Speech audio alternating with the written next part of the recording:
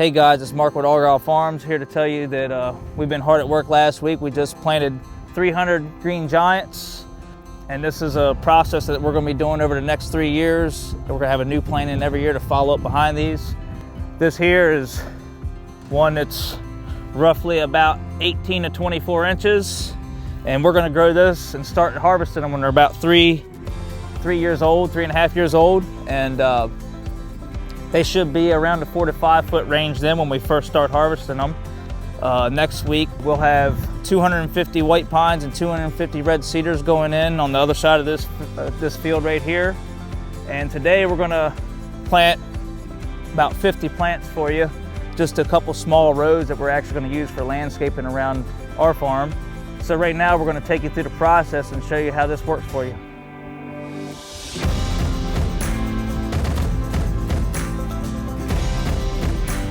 Stop at that second plant. There you go.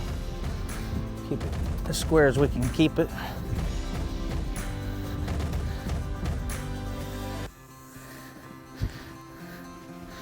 So what we're doing here, we're marking these rows out at 10 foot apart. That gives us room to maintain them, put our pesticides and our herbicides down and spray them, keep the bugs and keep the weeds down off of these to grow them nice and pretty for you. And also, when we go to harvest them, these things are going to be 3 foot wide at the bottom, so obviously it's going to decrease the size of our row. That's why we go at 10 foot. Our digging machine will be able to fit in here a lot better.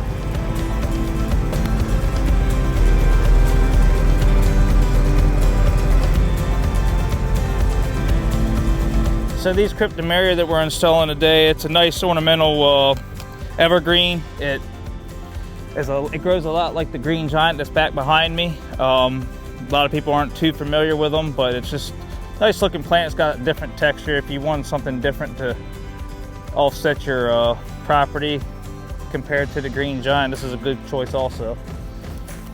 And I'm gonna open this up and see how this is root bound. Now sometimes I'll take a hatchet to it if it's real bad. These look like they're pretty good because I can get them mostly by hand. Sometimes it's faster depending on how you're doing it. But you got to get that busted up or they will not root like they should.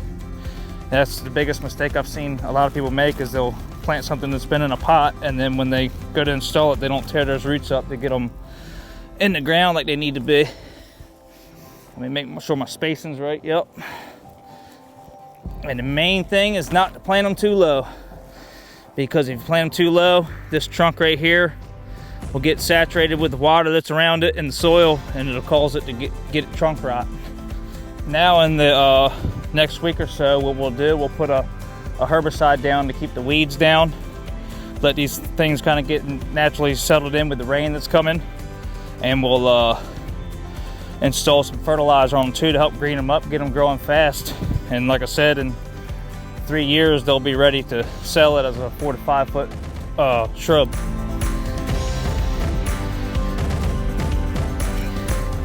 So right here, we got some forsythia that we're getting ready to install in this next row. We got about 25 of them. We're gonna use them for cuttings for propagation in the future. They're a yellow flowering shrub, and there's gonna be some of these growing on our property for the landscape, and we'll have some in small quantities to offer you in the future. Hey guys, Parker here with Argyle Farms. We're over here on the opposite side of the farm than we were earlier when we were planting those Green Giants. What we're doing here, we're making a natural screen. So we're using hollies, loblolly pines, we got some sawtooth oaks going in, and what we're trying to do is make a buffer zone, if you will, to keep it quiet on this side for the deer. We're gonna have a summer food plot here. It's gonna consist of lab, cowpeas, and sunflowers. And that'll be over here. And then we'll have a row of trees coming through. It's about 150 yards long. Kind of cuts the corner of this field out. And the sawtooths will provide acorns. Once they get about 3 to 4 years old, they'll start putting acorns off. So it'll give the deer something to eat on besides the food plot that we're gonna plant. And what the screen will do is keep the noise out. So all the noise from all our digging and machines up by the house is all going to be quiet on this side. So when it grows up to be three or 4 years old, we'll start letting the grass grow, and that stuff will get to be about this tall, and all the natural trees, the maples and all that are all around us, all their seeds are gonna drop in here, and it's gonna create a big buffer. It's gonna be beautiful, and we can do that on your food plot as well.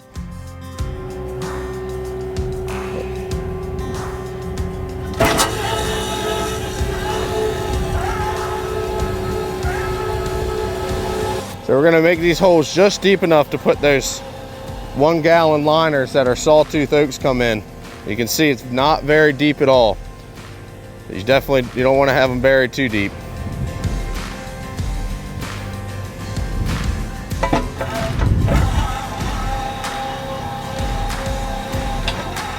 All right, perfect. So we're strategically placing these sawtooths in this food plot here, so when they get big and tall and got a nice canopy and putting a lot of acorns off, all the food's gonna drop right within bow range. About 20 yards away is where our stand is, right there. It's gonna be a perfect spot for a nice mature whitetail. So these roots on these sawtooths, where they're so young, you can see that it just barely crumbles right away. You don't have to do any root breaking on these ones, just put them right in the ground. Put some dirt around them. Make sure they're not too deep or too shallow.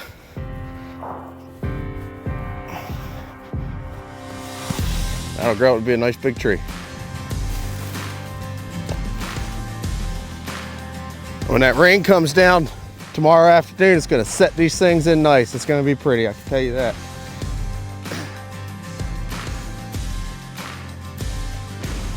Mark and I are gonna get back to planting these sawtooths. If you guys need a privacy screen or a nature screen on your food plot, give us a call today. We'll get you taken care of. All right, let's put some things in the ground.